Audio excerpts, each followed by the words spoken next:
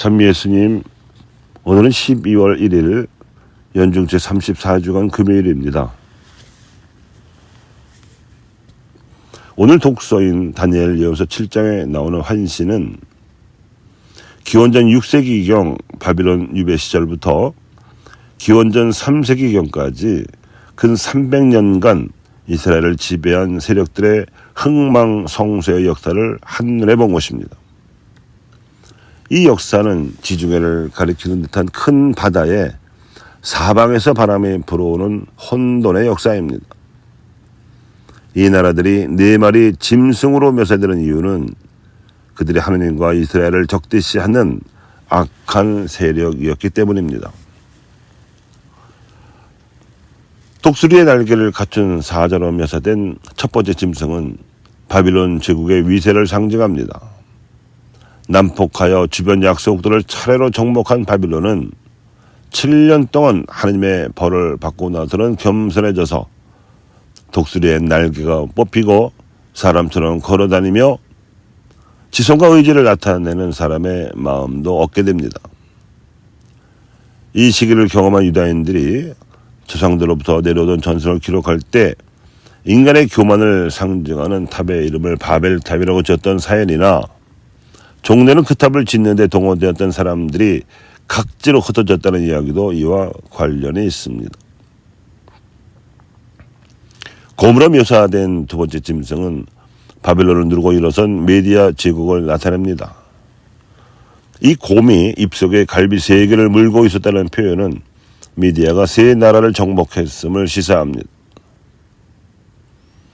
머리도 날개도 4개씩 달린 데다가 날쌘 표범처럼 생긴 세 번째 짐승은 페르시아를 빗댄 것입니다. 과연 페르시아는 사방으로 거침없이 진격하여 동방을 정복하였고 키루스, 다리우스 1세, 아하세로스, 아르닥사스의 4임금이 다스렸습니다. 키루스 치세에 유다인들은 바빌론 유배에서 풀려나 예루살렘으로 귀환할 수 있었습니다. 앞선 세 짐승보다 더 끔찍하고 무시무시하며 쇠 이빨과 10개의 뿔을 가진 것으로 묘사된 네 번째 짐승은 그리스를 상징합니다. 쇠 이빨로 물어뜯듯이 사방 천지를 정복해 가던 그리스는 알렉산더가 죽은 후 눈과 입을 가진 뿔이 상징하는 후계자들이 10명이나 출현하였고 그 10개의 뿔들 사이에 나오는 또 다른 뿔은 안티오쿠스 4세를 가리킵니다.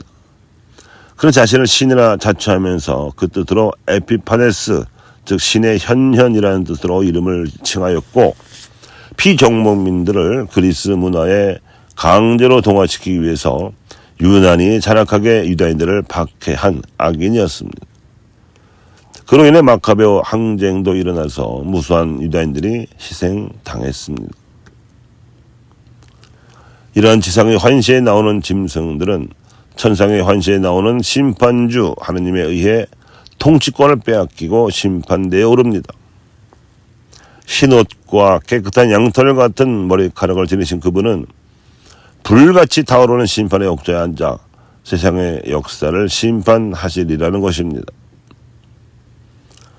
이 심판은 4마리 짐승에 대한 심판으로 끝나는 것이 아니라 바다의 혼돈과 짐승의 포악함이 계속되는 한 역사의 종말에 이르기까지 지속될 것입니다.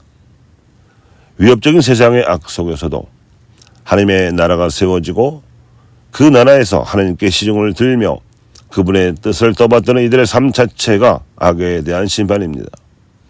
이 심판에 대한 환시로서 다니엘은 유다인들의 희망이던 메시아 돌의 신앙을 표현했습니다. 다니엘이 본 환시처럼 앞으로 일어날 미래의 일을 내다보고 그 안에 담긴 하나님의 뜻을 전하는 글을 묵시무락이라고 합니다. 묵시무락적 기법의 특징은 마치 열쇠 구멍으로 방 안의 광경을 들여다보듯이 예언자적인 상상력을 동원하여 먼 미래를 현재로 끌어당겨서 현재의 일을 손바닥을 들여다보듯이 관찰함으로써 아직은 나타나지 않은 미래 속에 담긴 하나님의 뜻을 전한다는 데 있습니다. 대개 위기와 고난 속에 처한 믿음의 백성에게 위로와 희망을 전해주려고 이 묵시무락적 기법이 쓰입니다. 오늘 복음인 루카복음 21장에서도 예수님께서는 하나님 나라의 도래에 대하여 말씀하셨는데 남의 잎이 돋으면 여름이 가까이 온 줄을 저절로 알게 되듯이 당신이 수행하신 여러 행적을 염두에 두시고 이것이 하나님 나라 도래의 결정적인 징표임을 깨달으라고 제자들에게 말씀하셨습니다. 제2차 바티칸 공회 교부들도 교회와 그리스도인들은 시대의 징표를 식별해야 함을 강조하였습니다. 하나님께서 인간을 이끄시는 방식이 세상 현실 속에 징표를 드러내시는 것이기 때문에 이 징표를 식별하는 것은 매우 중요하고 또 필요합니다. 만일 이 징표를 알아보지 못하면 눈을 가리고 길을 가는 것처럼 위험할 것입니다. 개인이든 집단이든 나라든 교회든 마찬가지로 그러할 것입니다. 일제강점기와 해방 후 독재 시기를 합하여 100년 동안 우리 교회도 엄청난 혼돈과 무지막지한 탄압을 겪었습니다. 억압과 분단, 전쟁과 독재, 그리고 가난과 빈부 양극화를 경험했습니다. 민주정권이 들어섰다가도 다시 무너지기를 반복하는 지금도 자유와 평등, 연대라는 민주주의의 가치는 여전히 위협을 받고 있습니다. 친일의 잔재가 청산되지 못하고 남아있고 반공을 방패로 삼아 기득권을 누리는 친일파의 후손과 독재 부역 세력들이 마치 다니엘의 꿈에 본 환시에 나오는 짐승들처럼 기승을 부리고 있기 때문입니다. 이들이 움켜쥐고 있는 불의한 기득권 때문에 정의가 온전히 구현되지 못하고 있고 이들이 조장하는 양극화 때문에 불평등이 심화되고 있으며 이에 맞서는 연대의 손길이 아직도 미약하기 때문입니다. 다만 그동안의 민주화운동 과정에서 겪은 역사적 경험으로 인하여 민주주의의 가치에 눈을 뜨고 공동선에 대한 의식이 깨어나게 된 시민들이 움직이고 있다는 것이 그나마 희망의 징표입니다. 교우 여러분, 바야흐로 깨어나고 있는 시민들의 역사의식과 사회의식을 이 시대의 징표로 주목하면서 신앙에 열어갈 새벽을 기다립니다.